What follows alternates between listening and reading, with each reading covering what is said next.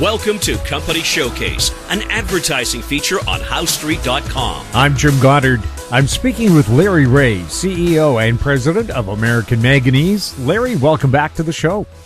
Thanks, Jim. Larry, what's happening with the pilot plant? Well, it's sitting there. We had some investors out looking at it yesterday, but we're still waiting for a part, and that's as aggravating to me as it is to everybody else. But you have to remember that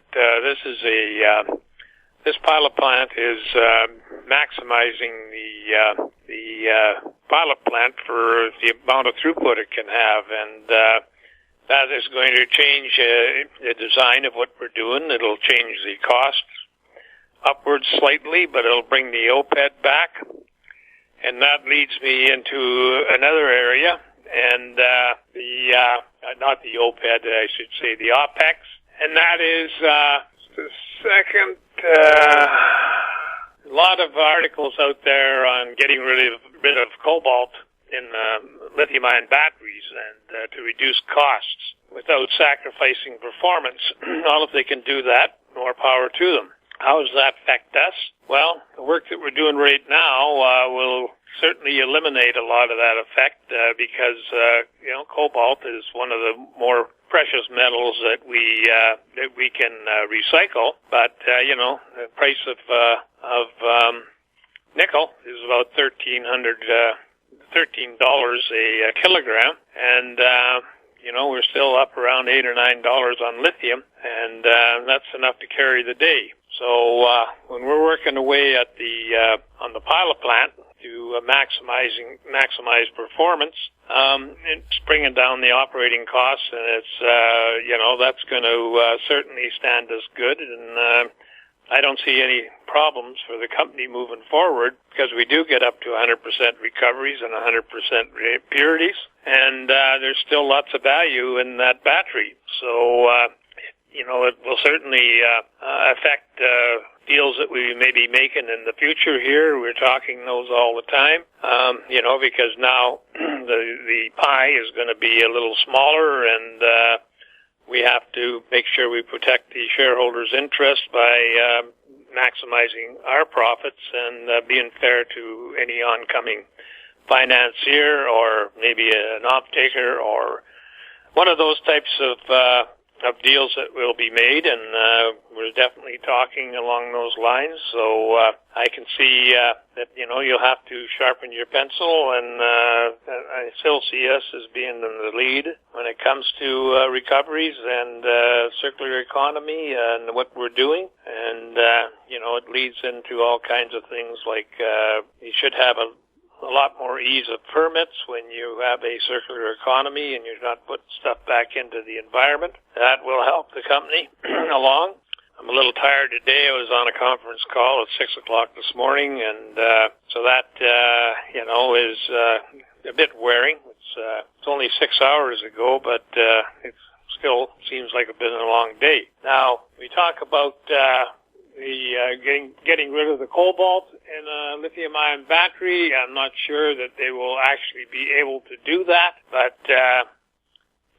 certainly they're trying to bring down the costs of the EV cars, and one of the ways they can do that is to start to recycle these batteries. 25% of the battery to date is actually the cathode materials, so you want to get those back. You don't want to, be selling them to a scrapper who ends up putting them to a smelter, and you're losing all that value in slag, and not only that, but you're creating another hazard. So, we feel pretty good about that. We've had a lot of conference calls this week, and all of them have just been excellent. And we continue to go along that line. So, looking at the EV car industry, sales are dropping. Certainly, Tesla has been a stellar performer in this market, and especially now that they got their Chinese factory going. So, a lot of companies, though, in China are starting to feel the pressure. Battery makers, EV car manufacturers, they've got sales have dropped off, and nobody wants to finance them. They have hundreds of EV car manufacturers in China, and this is going to be a weeding out process where the strong will survive, and the other ones will go the way of the dodo bird. But the fact of the matter is, that might be a healthy cleansing for the EV car manufacturing business. And, we just keep going onward and upward, and we're hoping that we will eventually be able to secure the funding and secure the work that we're doing to redesign the plant and move on to building the plant. And we have interest in that regard where we never did have a lot of interest in it. And so, that's moving ahead.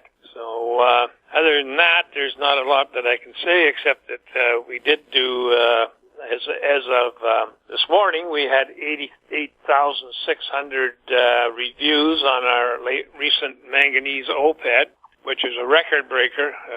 Our previous one was the first one we did at 82,000 views. So we're getting close to 250,000 views on all four OPEDs. I can see that that's reflected in the amount of interest we're getting from all over the world on what we're doing. So we just got to keep putting one foot in front of the other and keep moving ahead. And I've also included a couple of attachments on to do with the cobalt situation and batteries, and to do with what's happening in China on EV sales. But importantly, Save Canadian Mining put out a video, and we've attached that, and we've also attached a dated. It is about 20 years old, but it talks about the boiler rooms whereby the predator traders hire shills to go on the billboards and talk up the stock and then turn against it, and it's an interesting read. That's all I can tell you. This is we know that's going on, and used to be when you heard the word boiler room, it was to do with pumping a stock, but now it's got more to do with dumping a stock, and so it's a good read. Go ahead and read it, and I think it could be an eye opener for some people. Larry, for people new to American Manganese, what's the company all about? We're a critical metals company that developed a process for treating low grades of manganese, which you're going to be reading more about in the future, and we patented that in 2012. 2015, it was recognized that this particular process could work on cathode materials and lithium-ion batteries and the metals involved. And so in 2016, we did a proof of concept, and sure enough, we could do that. But it's been a long, expensive road. We've raised about $9 million for this project, and it just costs money. It's as simple as that. R&D is trial and error based on good theories, but you still have to go through all this trial and error, and maximizing the plant is part of that, and bringing the costs down is part of that. We're always cognizant of the fact that chemistries change, but we want to be in the game for the next few decades, so we want to be up to date on what we're moving ahead with, and go on from there. We're traded on the Toronto Venture Exchange under the symbol AMY. We're traded in the U.S. under the symbol AMYZF. We're traded in Frankfurt under the symbol 2AM. You can do a lot of due diligence on our company at our website, AmericanManganeseInc.com.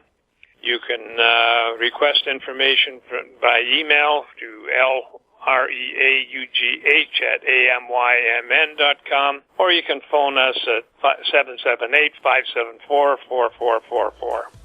Larry, thank you so much for the update. You're welcome. My guest has been Larry Reaugh, CEO and President of American Manganese. I'm Jim Goddard. Our conversation took place on July 17th. Comments made on Company Showcase are an expression of opinion only and should not be construed in any manner whatsoever as recommendations to buy or sell any financial instrument at any time. Archived online at HowStreet.com. Company Showcase is a production of How Street Media Incorporated.